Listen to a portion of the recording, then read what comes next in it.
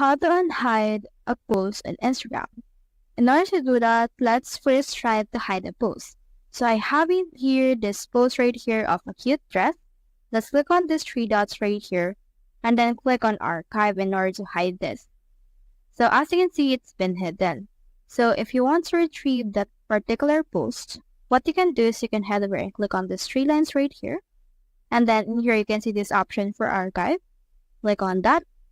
And then in here you can see the stories that you have archived and also the stories archive that you have as well.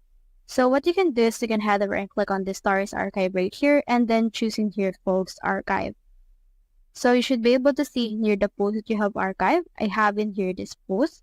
Head over and click on that. Click on these three dots right here and then click on this show on profile in order to hide it. Click on that. Click on show on profile. And then as you can see, there's our stored messages. So let's head back.